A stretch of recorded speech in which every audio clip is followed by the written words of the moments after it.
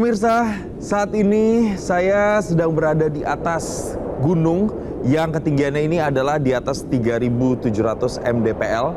Jadi kalau di atas gunung memang seperti ini pemirsa, dingin dan kemudian suara riuh angin ini terdengar di telinga saya. Dan kalau Anda tidak menggunakan peralatan atau SOP yang sesuai, maka itu akan sangat meresikokan Anda. Ini membuat kita harus berefleksi kembali atas kasus meninggalnya satu warga negara Brasil di Gunung Rinjani. Tapi sebelum kita hadirkan dan bahas ulas tuntas soal hal tersebut, kami akan hadirkan informasi terkait dengan tim SAR gabungan yang berhasil mengevakuasi jasad pendaki asal Brazil, Juliana Marins, yang terjatuh di jalur pendakian Gunung Rinjani. Selanjutnya jenazah korban akan diserahkan kepada pihak keluarga.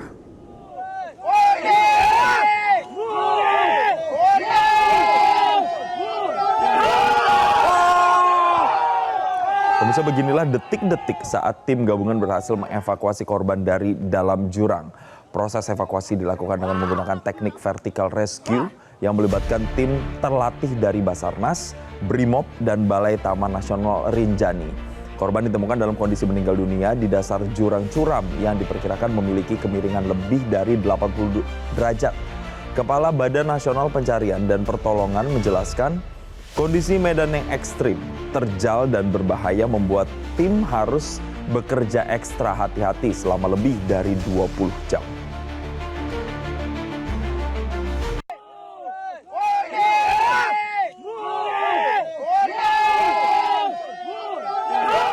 Pemirsa, jenazah pendaki asal Brazil Juliana Marins tiba di Rumah Sakit Bayangkara Polda Nusa Tenggara Barat pada Rabu malam dan direncanakan akan menjalani proses otopsi pagi ini.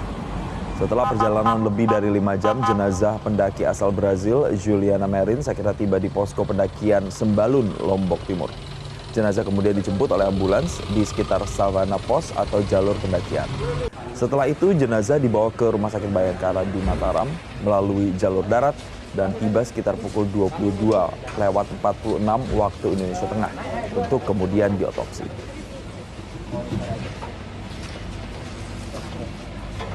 Di atas.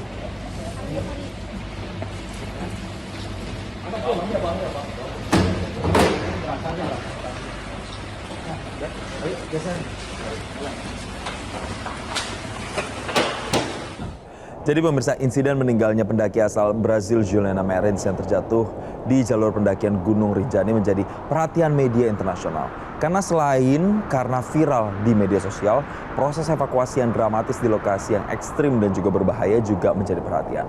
Untuk membahas lebih lanjut soal insiden ini sekaligus seperti apa sih sebenarnya standar keselamatan pendakian di Indonesia, kita terhubung dengan Ketua Umum Asosiasi Pemandu Gunung Indonesia, Rahman Mukhlis. Selamat pagi, Mas Rahman.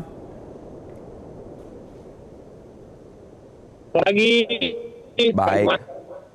Baik, Mas Rahman.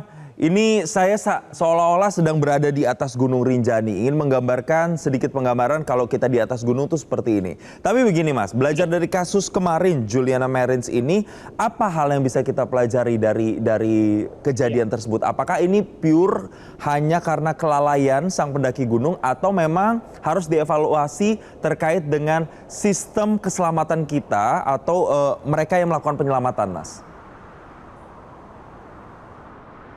Ya, baik. Pertama-tama kami dari KBSAG turut berduka cita atas kejadian yang di Rinjani, juga beberapa gunung pada pekan ini gitu.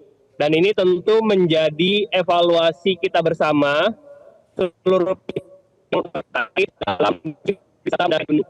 Jadi kita perlu untuk saling menyalahkan, tentu ini menjadi pelajaran buat kita semua dari sisi pendakinya itu sendiri, kemudian dari sisi pemandu, tour operator, kemudian pengelola destinasi, lalu sistem termasuk dengan kelengkapan fasilitas SAR pertolongan pertama. Nah itu artinya menjadi masukan evaluasi buat semua pihak seperti itu untuk meningkatkan kesadaran, tanggung jawab, perannya masing-masing untuk meningkatkan tata kelola wisata pendakian gunung yang profesional, aman, nyaman. Seperti itu. Ya, Mas Rahman, ini kan di belakang saya tuh ada jurang yang cukup terjal begitu ya. Nah, kalau kita masih evaluasi dari kejadian kemarin itu, Mas, apakah proses penyelamatan yang mungkin banyak dinilai lamban, ini karena memang medannya se-ekstrim itu di Gunung Rinjani. Apakah itu hanya di Gunung Rinjani atau gunung-gunung di Indonesia lain ini punya tipikal yang sama? Atau berbeda justru, Mas? Iya betul. Memang Medan Rinjani khususnya dari titik Lawangan Sembalun di camp terakhir menuju ke puncak itu ekstrim karena memang dia ya, seperti bisa dilihat di situ ya medan medan pasir kerikil berbatu, kemudian tingkat kecuraman cukup tinggi ya. Lalu juga ditambah cuaca karena kan biasanya kalau kita mendaki ke puncak Rinjani itu pada dini hari, jadi memang pada cuaca yang dingin.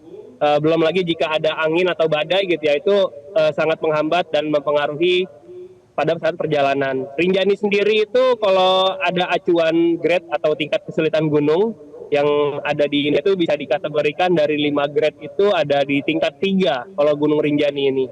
Gitu.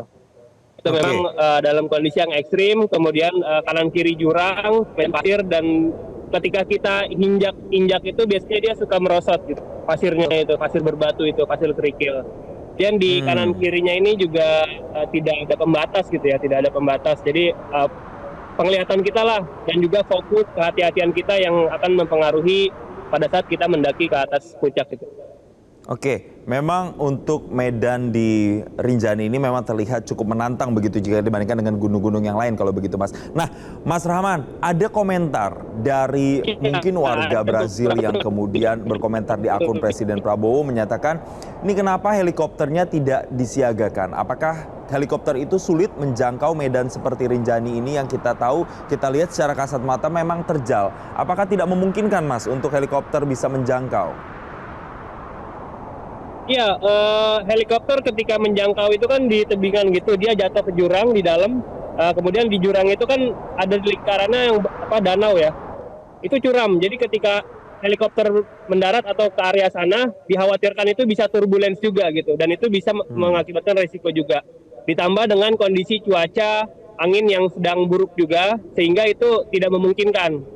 Kalau kemarin saya lihat dari laporan tim SAR itu kan juga pada saat hari Selasa hari kedua pencarian yaitu sudah mulai disiagakan helikopter. Tapi memang kondisinya tidak memungkinkan untuk ditempuh dengan helikopter. Nah akhirnya teman-teman SAR seperti ini ya dengan teknik vertical rescue. Untuk vertical rescue juga kan tekniknya kita perlu memastikan semua angkor ya pengamannya itu baik di atas lintasan tali itu juga safety semuanya. Jadi memang kondisinya sulit gitu pada medan yang sulit. Oke, memang Mas perlu Rahman. ditata kelola lagi nih untuk infrastruktur SAR. Mas Rahman, yang juga tidak kalah menarik adalah ketika ada drone yang sudah menangkap keberadaan dari Juliana Marins ini.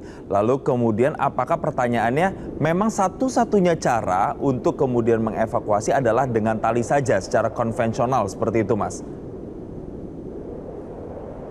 Iya, yang paling memungkinkan dengan kondisi ada adalah vertical rescue itu. Kita memasang pengaman di atas, angkor, kemudian lintasan tali ke bawah, itu coba ditelusuri. Pada hari kedua evakuasi kita sempat analisa, misalnya alternatif jalur dari danau gitu, tapi itu juga ditempuhnya lebih jauh lagi malah. Sehingga yang paling memungkinkan pada saat itu adalah vertical rescue turun ke bawah.